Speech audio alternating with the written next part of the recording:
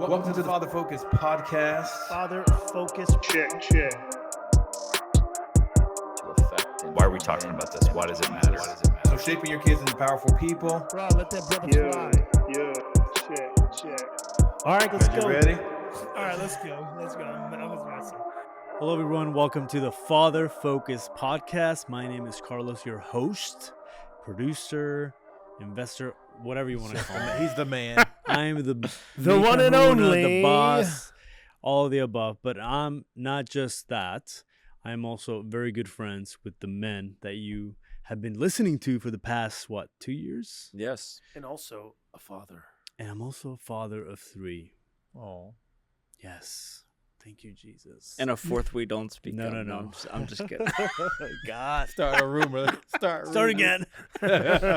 Anyway, these guys were so gracious to invite me on the show for the second time. I guess you know. I actually really like this. You hosting, it's really nice. Yeah, actually. you're gonna be the man So it now. alleviates the pressure on you guys. Spanish later, remember? Yeah, definitely go Spanish on you guys.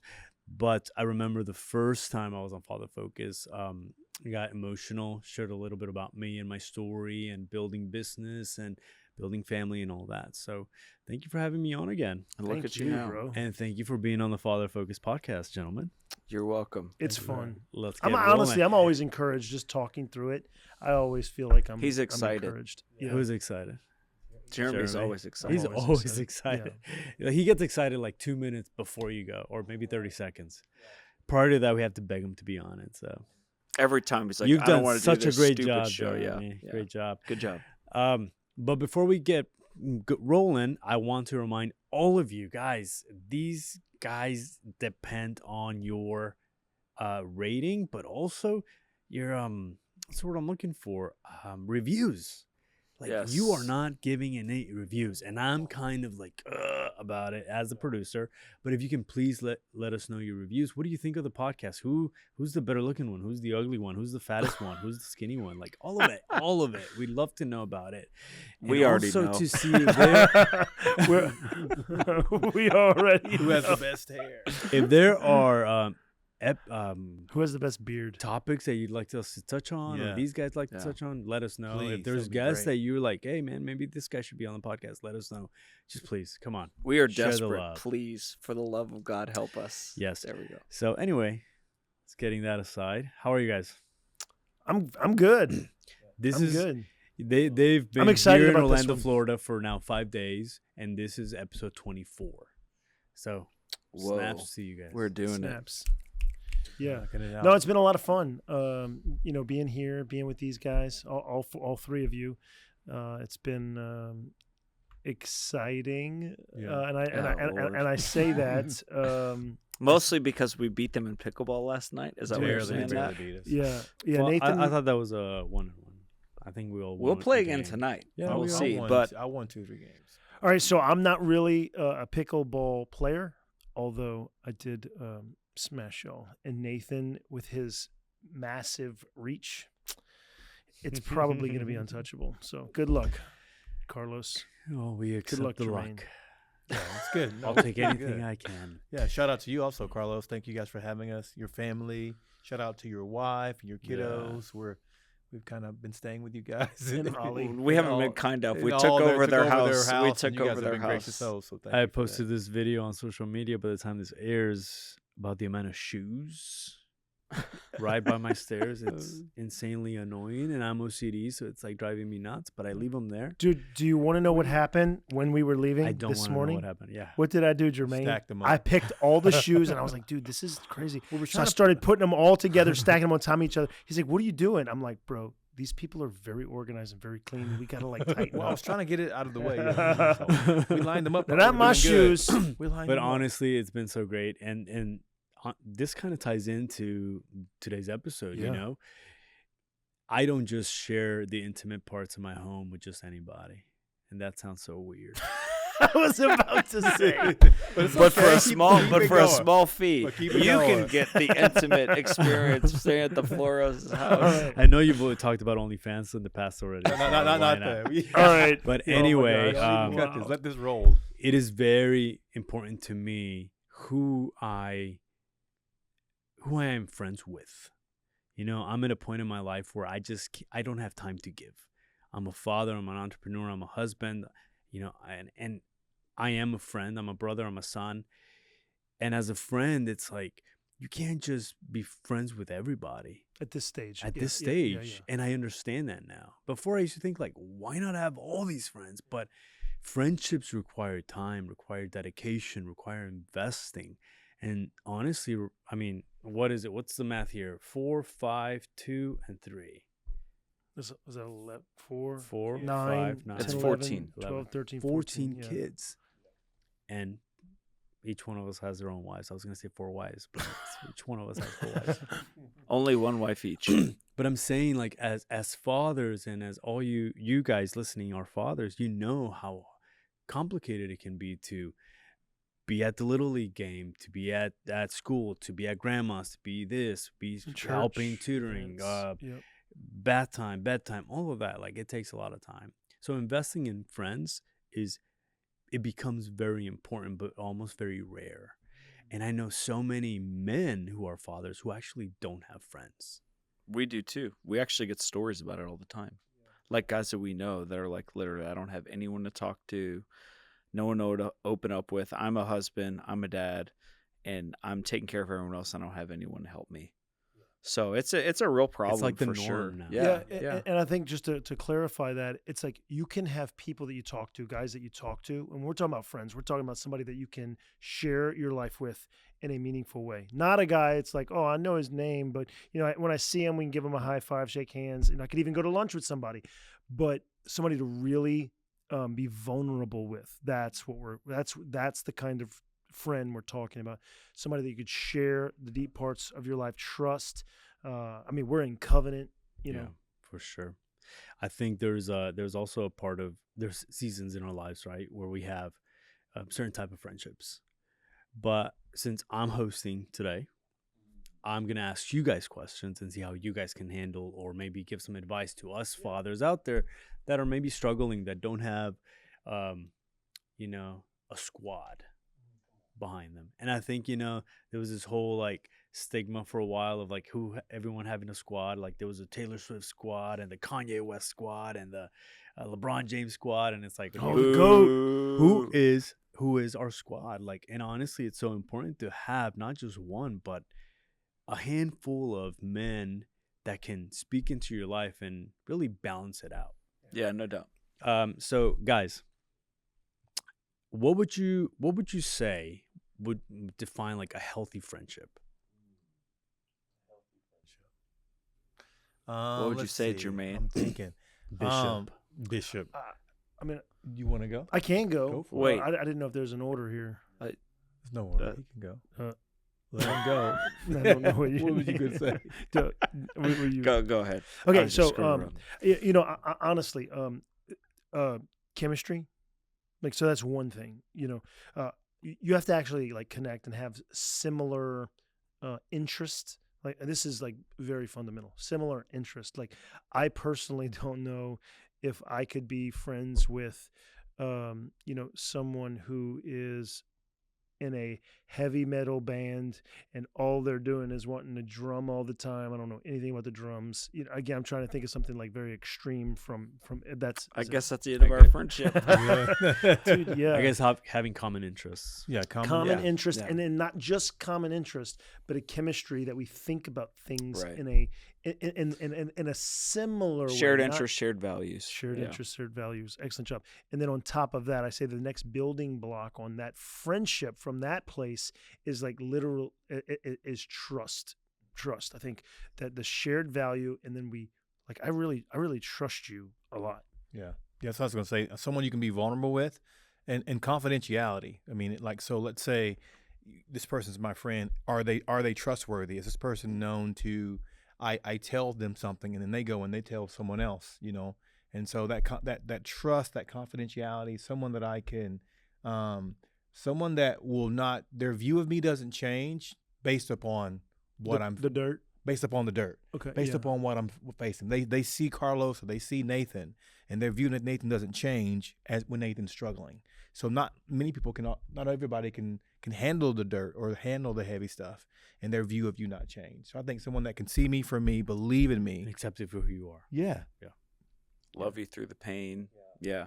For me, I think our friendship has been rooted in, of course, common interest, right? Like we all met in Bible school, except for me and Jeremy, who we knew each other before that. But really our faith in Christ is really what brought us together.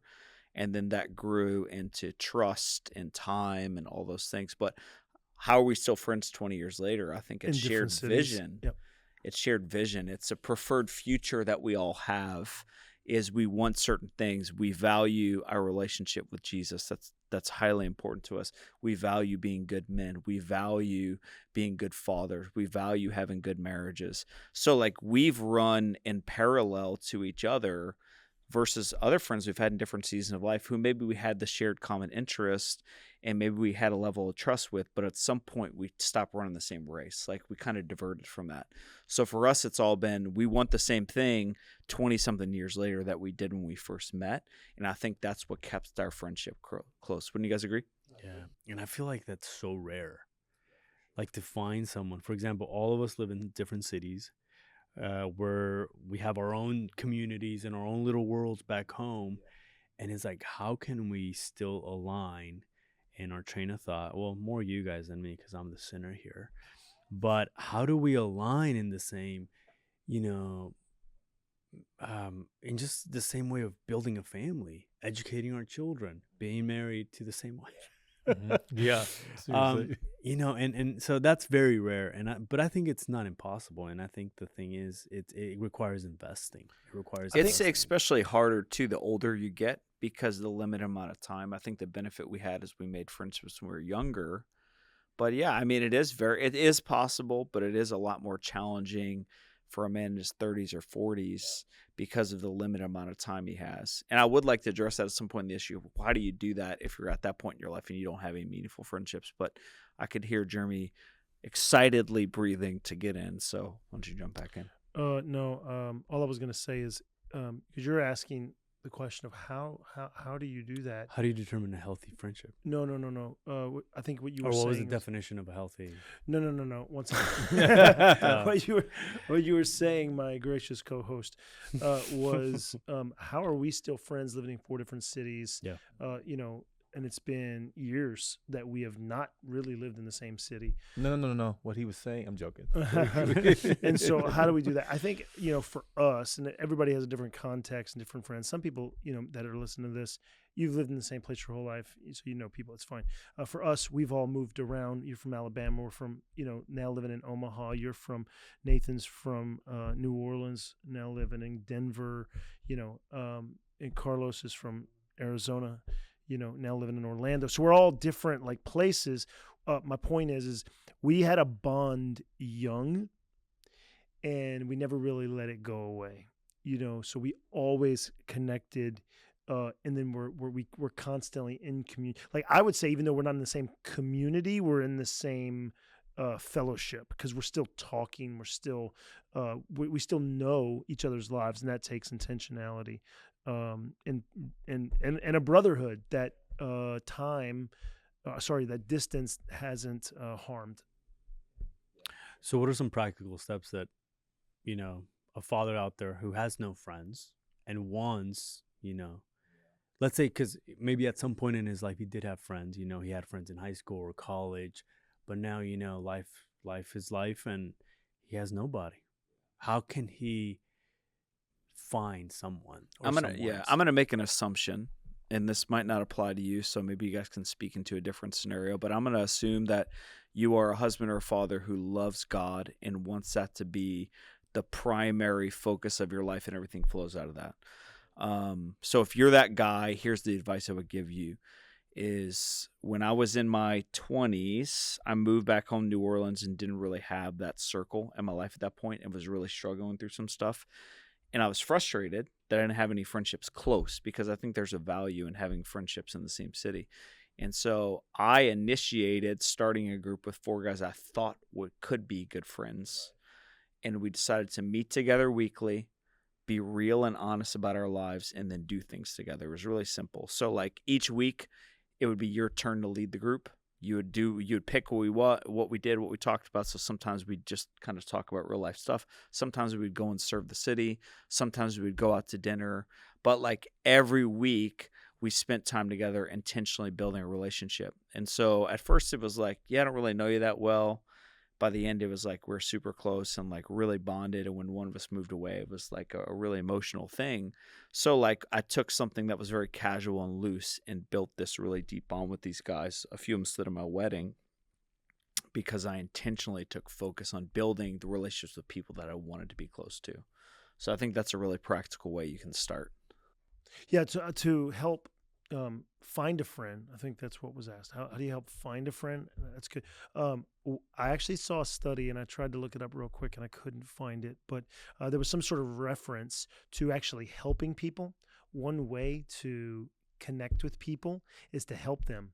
Like if you really don't have friends, go and you just hear of some random person that you may respect. Maybe they need help moving. Maybe they need help. Supply a need. Yeah. Doing a garden. Maybe they need help doing landscaping or laying down grass. Go help.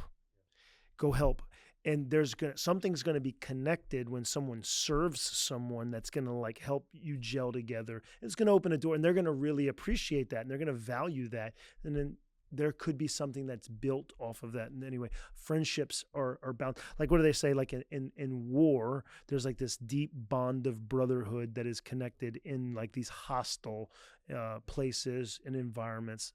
So maybe there's some kind of connection in the sense of like, hey, we're together in this, and to serve someone is saying, hey man, I got your back. Like even if I don't know you well, like, hey man, I'm here with you. Even as something as little as, I'm going to help you, change your tires. Like, if you have a field of expertise, if you can, create a graphic, I don't know, like, and you help. Or guys working on cars together, Cars, or building right, something together, fixing a lawnmower, whatever. Helping somebody who's that's one small a thing. widow or something like that, with their lawn or whatever. Yeah, rallying together over causes together. It's rallying together with a cause. Basically, what you're saying is give instead of expecting to receive. Yeah, especially when you're in need. I think that's a really good point you make, because when you feel like you're lacking something, you're looking for someone to give to you. So it's almost like counterintuitive in your mind to be like, well, how can I give when I don't have anything myself? But it's actually the opposite principle. When we give what we want, we'll receive more back. And I think you're really good at that. Like you serve and give to Yeah. But like you've talked, and maybe you can share examples, like that's opened up doors of relationship for you, not even because you were necessarily like using people for an end goal, but it's just naturally your characteristic. I think one of the things is, and just in general in life and business and everything that I've learned, is like supply a need. Can you supply a need to somebody? How can you serve somebody? Whether, it's babysitting or buying them a new car, how can you help? And we've done it all, from supplying a car, supplying a dining table, or, babysitting. It's about supplying a need. And I think when you do it without expecting something in return, I think it's almost like God's like, all right, here's what you need. That's good. You really find your purpose in giving to others. Yeah. I think that's a great practical step, is look for someone you admire, even from a distance. And maybe you won't know them that well, but like buy them something. Hey, here's a cool gift. Or, hey, can I take you out to dinner? Can I take you out to coffee? Can I serve you in some way? How can I help you? Like little things like that do make a big difference. Sometimes just being radically generous, being generous to people. It's not even, like in my life, I've always tried to live my life in a way of like, okay, Lord, let me be aware of people and needs around me. And then sometimes just radically generous. I bought this person's coffee. I felt prompted to do that. Or you know what I'm saying? Like I bought their meal. My kids buy them a book. Yeah, buy them a book. We went to the grocery store one time and we bought someone's groceries. And then boom, one thing, another. Next thing you know, you're not trying to make a friend. You just want to help, serve someone. That's great. And then you make a friendship, a relationship. Yeah, it's really good. My next question is, easily, we can find friends. Because honestly, we can start talking to anybody and just, go out for a beer or a glass of this or whatever. Glass of milk. I drink beer, unlike my holy friends here. But how do you Unlike my holy friends. how do you determine a bad friend, like a bad friendship, like something that like you're like, oh yeah, man, this could. I've had bad friendships in the Yeah. past. And you don't realize it right away. dude, somebody that's pulling you down, Mm-hmm. right? Like, if, I'm not saying like we've all done wrong, and we've all affected other people, but somebody that's continuously, and you're just like, there's something like, man, this isn't right, or there's always drama, around these Yeah. people. And But- sometimes what happens is you're the strong guy in your group of friends and you're always trying to pull them up. But I've seen this illustration before where one person's sitting on the chair and one person's standing up. And they say both pull in the direction that you're seated. So the seated guy's pulling that guy down and the other guy standing up is trying to pull him up. Guess who ends up going which direction? The guy in the chair always pulls the other guy down because he has a lower center of gravity. It's the same way in life. I think a lot of times we've seen is that there's one really good dude who's trying to rescue all his really like poor friends, and what ends up happening eventually is he just kind of falls into the same mess that they're in, Yeah. And sometimes you can't help a friend. We have to realize it's like the lifeguard. They say they train lifeguards when they're rescuing people. Lifeguards, they can actually drown. Lifeguards have actually been drowned by people that they're trying to save because they've been pulled under. They're frantic and panicked. And some people, relationships can be that same way. You're trying to help someone, you're trying to rescue that person, but if a person kept putting themselves in danger, if a lifeguard kept saving the same person, eventually they're going to say, "Hey, you can no longer get in the pool. Like you're a hazard not only to yourself but to other people." You know what I'm saying? And I think that people can be that way. They're self-sabotaging themselves. At some point, we got to realize, am I enabling them? Sometimes no matter how much I want them, I can't want them to be free or better than more than they do. And sometimes the best thing we can do is recognize that and say, you know what? They need someone else. I'm able to make especially if that person is always in need, always, but never there for you Never when helping you you. need them. That's Like there's interesting. like there are some people that are like always Always. reaching out when they're struggling or hurting or whatever, but like when you're struggling or hurting, they're never there. You can't Yeah. find them. There's no phone calls, there's no reaching out, there's nothing. It's like they're MIA. And I think sometimes there's people in life that are really good at taking but never Yeah. giving. And You they're know what also I like, if you tell them no, is another sign. So you're always telling them yes, but the moment you tell them no, and they freak out on you, They get offended. yeah, They're the ones that back Man, up. I this is maybe very personal. That brings up someone that I was always helping, help, always needing stuff. Just Are you talking about me? yes, always needing. wasn't I gonna mean, say a literally name, but all yeah. sorts of stuff, money. I mean, continuous efforts on my part. And one day I needed something, and I called him, and he was like, "Oh, actually, I'm kind of busy. Like, we're cleaning the house." I'm like, and I literally said, I was like, "Bro, do you know what I've done for you?" Like, and not to even like, it was just so You shocking. actually told him. I literally called him out on it. I'm like, "Bro, how many times have you?" And like, I need your help. Come. And he reluctantly came, and I was like, "You know what? I don't think this friendship is." I couldn't do that. No. Like, You couldn't go. I couldn't call my Dude, I friend was and be like, "Are you kidding me?" Yeah. But I would take that as all right, I'll remember this. Mm-hmm. Yeah. Sound- Yeah. That's all you say. I'm an evil guy. No. But Vengeance. no, I basically called him out like, "Hey, I need you here. I really need your help, and I don't have anybody else, so I need you to come now." And he's like, "Okay." So Yeah. and it was a hard thing, probably Yeah, probably that is harder hard. for him, but also I ultimately feel, and I think Nathan is good at this, and Nathan's been probably the friend that I've known the longest in my life, that continuously to this date, like I don't have a friend. Besides the Lord. Yes. But yes. Okay.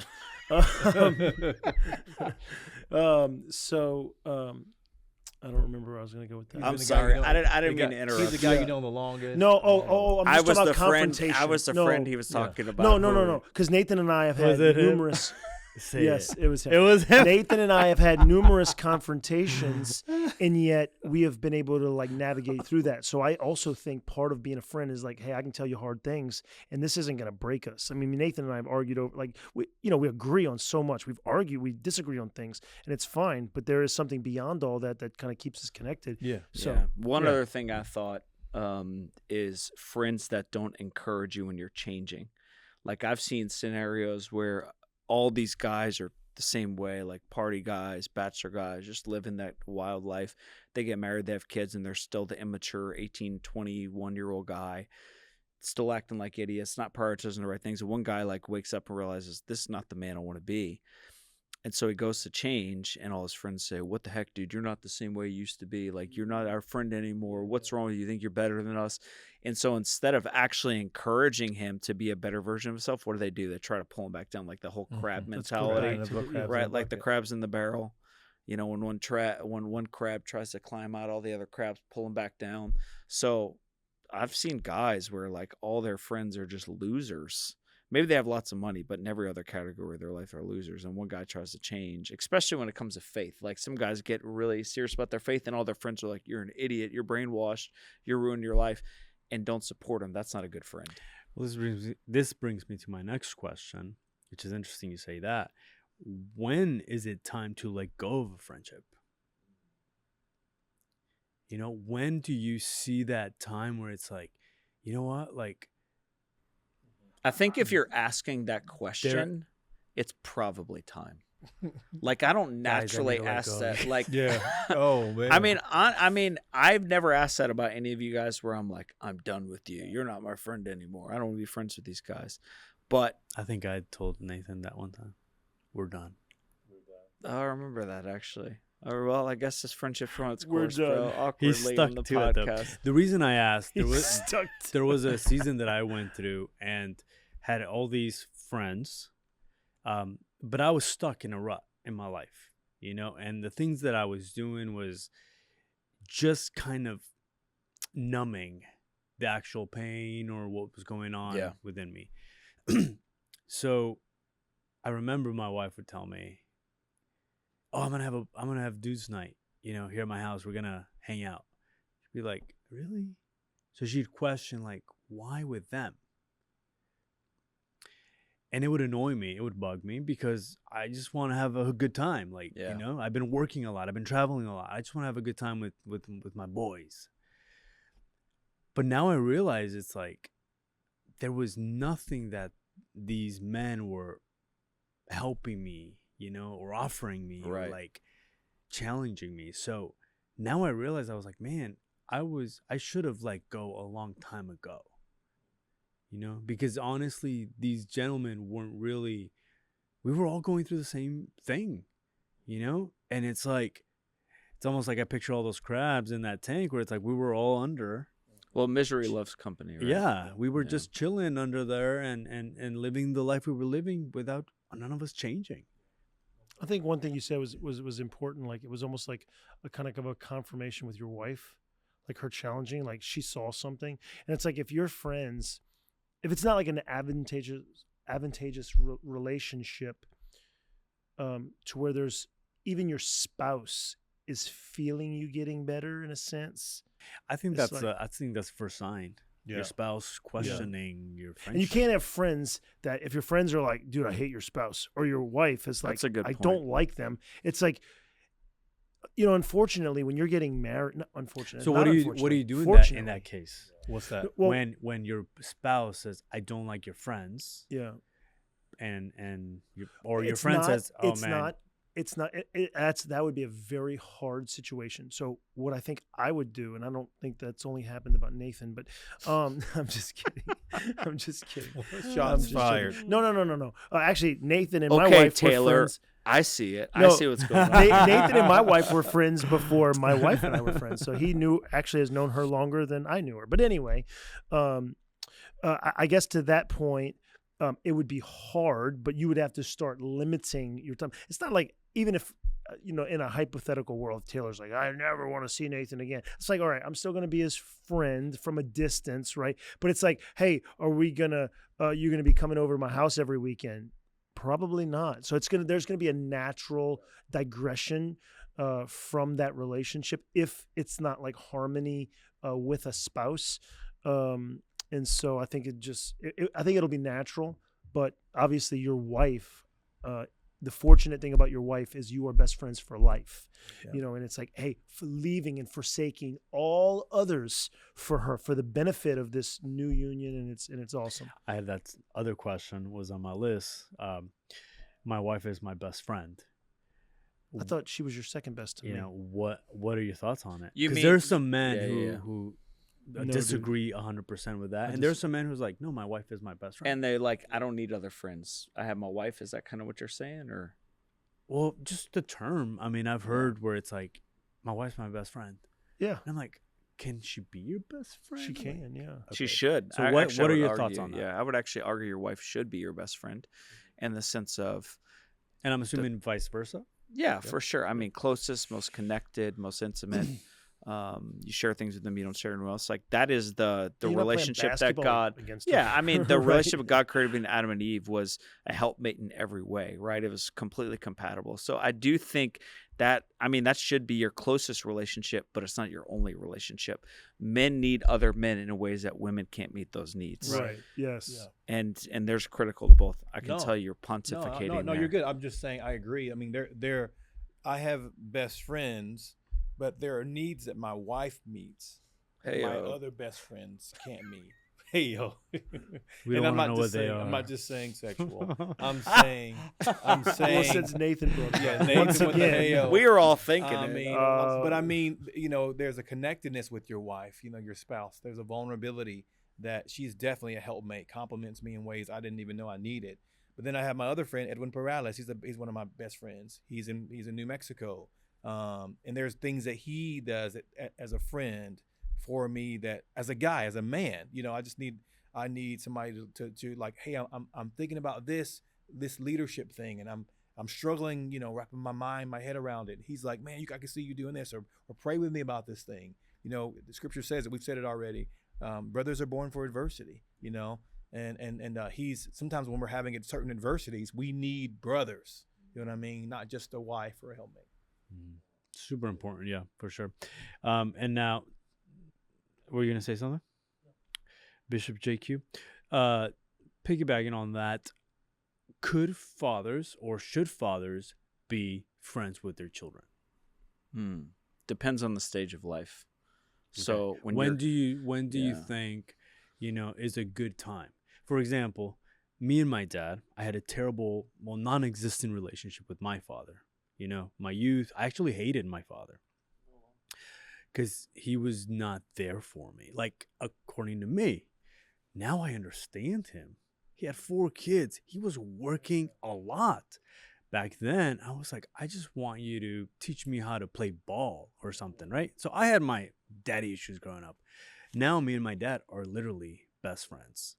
We watch races together. We drink together. We smoke together. I smoke cigars, by the way, too. But we have this relationship, this camaraderie where it's like, I never thought I would have that. all right. So I'm 39. He's 60. So. Yeah, no, I think that's awesome. So I appreciate the language. I do think it's kind of semantics, but then even we could take it beyond that, because a friend is someone that is mutually it's like a peer. encouraging. Yes, a peer who's mutually adding value to each other. Right? It's not just one way. And so, whereas Nathan and I, especially when we were younger, play basketball. We would do so many things together. I want to play basketball with my son. I love it. I'm going to throw the football with him. The things that I did with Nathan, I'm going to do with my sons. Like, we're going to wrestle. We're going to, I'm going to be rough with them. Like, we do all of that. I did, again, what I did with my friends, I'm doing with my son, right?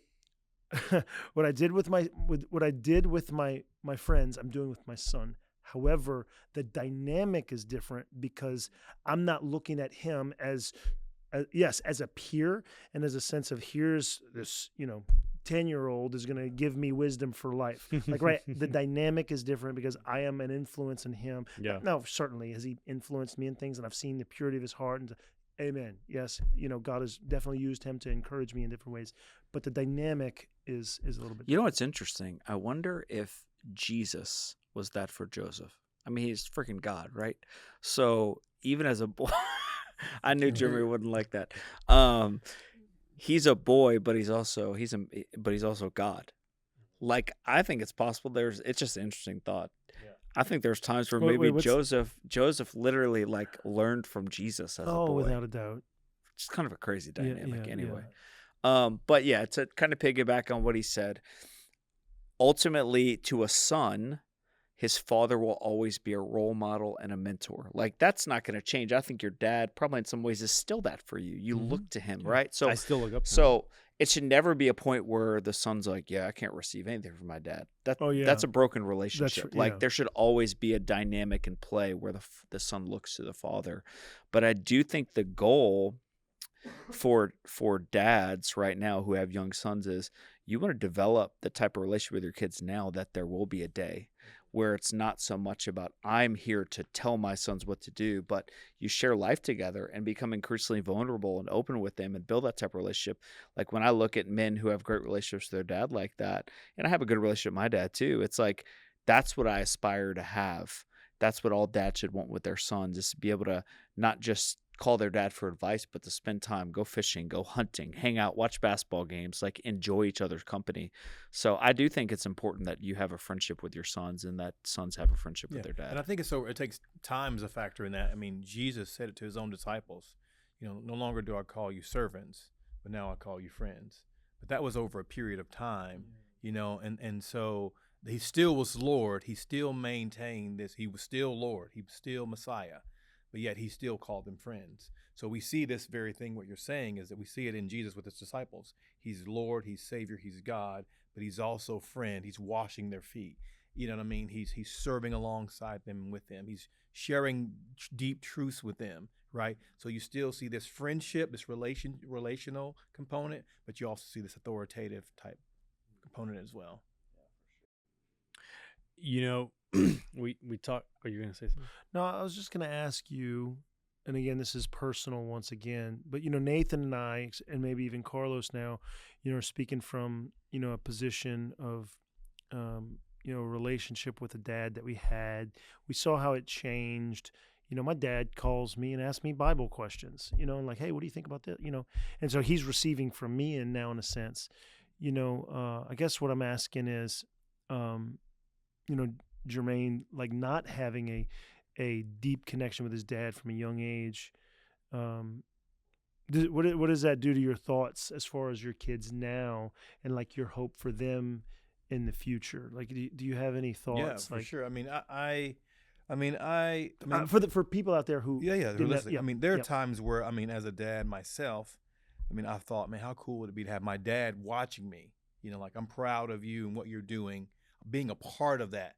That's where the friendship piece that I've missed. Mm-hmm. That like, hey, I'm a father now, I'm a husband now, I'm committed, I work hard, I'm teaching my kids, I'm loving my daughter as well. I'm doing all these things. Having that, man, I'm proud of that component of I'm proud of you, or help walking with me as I walk this thing called fatherhood. And then not having that, you know what I mean? Like my desire for my kids, and I desire to be that for them. Not only do I want to be an amazing father, I want to be an amazing grandfather and great grand if the Lord tarries and allows me to.